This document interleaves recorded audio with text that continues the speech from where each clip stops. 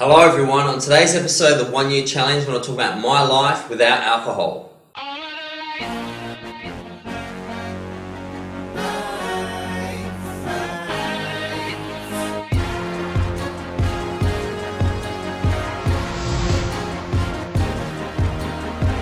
Hello everyone, today I want to talk about alcohol in particular. I'm an Australian, so alcohol is a very big part of our culture and I've had my fair share of it, so I'm really looking forward to talking to you about it today because it affects everyone. If you don't drink yourself, I'm sure you know people who drink and you're in environments and social functions where there's a lot of drinking, and I really just want to tackle the subject and get a better understanding and give you my perspective on how I've spent the last 2 years without alcohol. So as always, I'm going to start with a quote on the topic.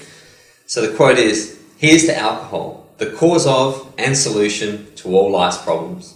The great, ingenious philosopher Homer Simpson. So I'll read that one more time. "Here's to alcohol, the cause of and solution to all life's problems." So I would tend to agree with Homer there. Alcohol is really unusual because it has adapted so well to our societies, and Egyptians were building the pyramids while drinking alcohol. You know, it's been around for a long time. It's been around for at least 8,000 years. We have accepted it into our culture and we haven't questioned it. Like a lot of things in our culture, we've never questioned it. So I wanted to talk to you about how I have decided to remove alcohol from my life and what it's done. So I, like anyone, probably started drinking as a teenager. You know, you're really excited to start going to parties. So maybe I had my first drink at maybe 14, started going to parties and maybe getting drunk at 15. And really I probably spent from the ages of 15 to 30 in some sort of binge drinking cycle. Now, I never knew this was a problem because the people around me were doing it, and I went to so many events where it just seemed normal. It seemed like every Saturday night, every party, people would just get incredibly drunk.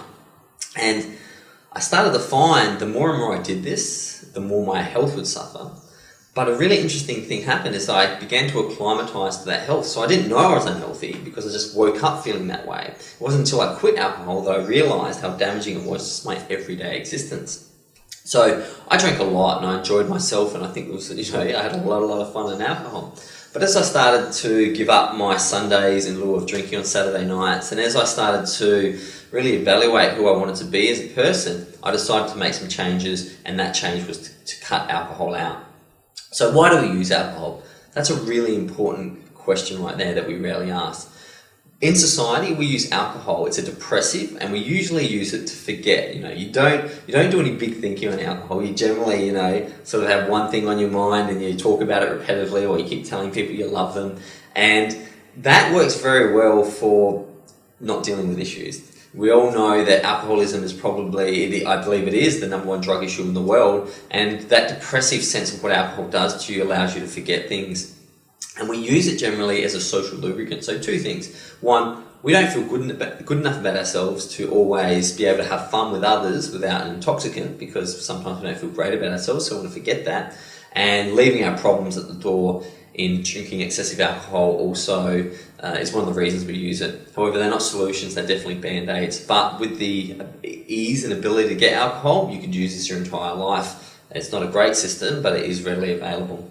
So what does alcohol do? Well, we all know that alcohol kills. In fact, it's the leading cause of death with cigarettes. And people quite often find this remarkable, that if you took every drug from every ecstasy tablet, every heroin overdose, every coke overdose, and basically every illicit drug that in the world, if you took all of them and put them all together, all these dangerous drugs the government says not to take, they wouldn't even touch the surface of how many people have died from alcohol.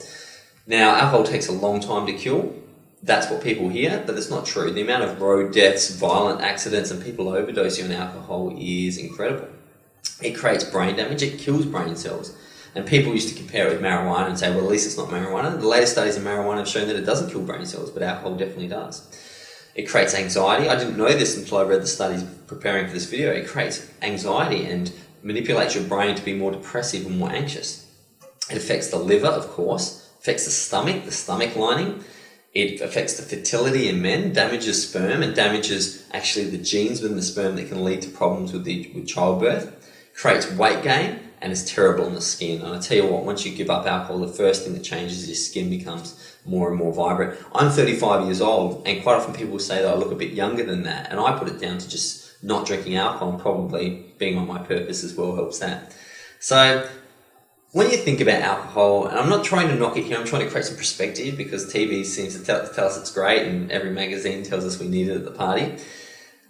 A lot of bad decisions are made at alcohol that have long-term repercussions. Short-term emotions creating long-term consequences. That's one of my favourite sayings. And alcohol does a lot of that. Quite often we meet someone under the influence of alcohol and that becomes a relationship, and that relationship fails. We don't realise that it was created under an unusual setting. So what are the alternatives? Well, I'm not here to advocate drug use, but I would suggest that if you're using alcohol as a social tonic or is to create better opinions, I suggest you think outside the box. There's a lot of safer alternatives than alcohol in order to have a good time. And I'm not saying that people shouldn't, take some things to alter their consciousness. I believe psychedelics are the pathway to knowledge, and we all know that LSD was used to cure mental illness. We all know that MDMA was created by psychologists or used by psychologists in couples counselling, and every psychologist that used it believes that it's worth 5 years of therapy. So there's a lot of alternatives, and what I would suggest is that just because the government tells you something's bad, do your own research, become more enlightened, and maybe give alcohol a break for a while you explore these other alternatives. For a lot of people, marijuana creates a great social setting and relaxation. So find your own spirit plant, find your own alternative, because you really need more in your bag of tricks, because alcohol doesn't react well for a lot of people. So what were the changes I saw in me? Well, the changes were health. I just became more vibrant, more healthy. I wasn't losing my Sunday mornings because of Saturday night activities. And that was really important. I got to the gym more, which led to me being more self-confident, which led to me being able to, do the things I'm doing today. I tell you what, I couldn't wake up with a hangover and do these videos. It just wouldn't happen.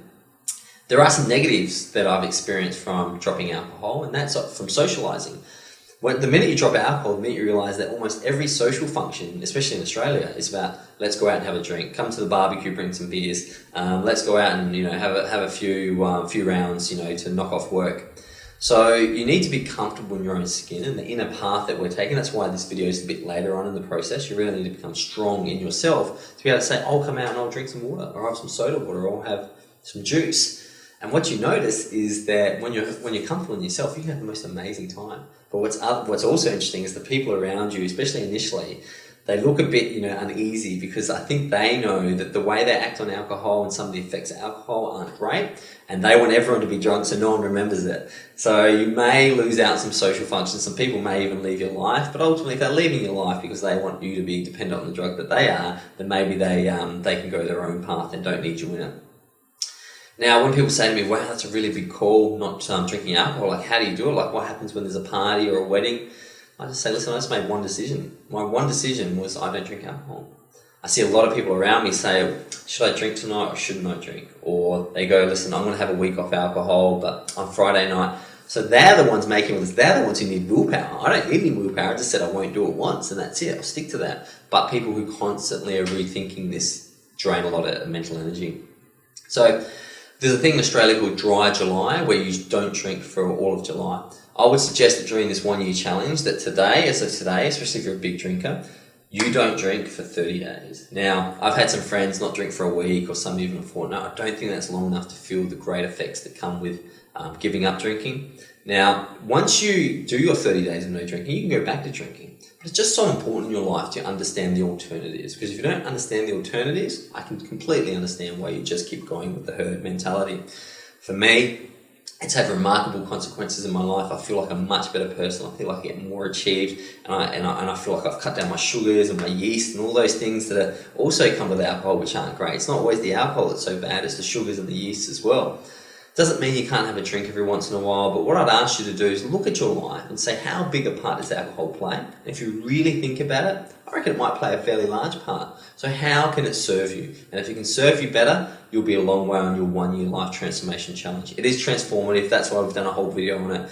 Have a think about it, and I'll see you tomorrow without a hangover until tomorrow's video. Thank you and goodbye.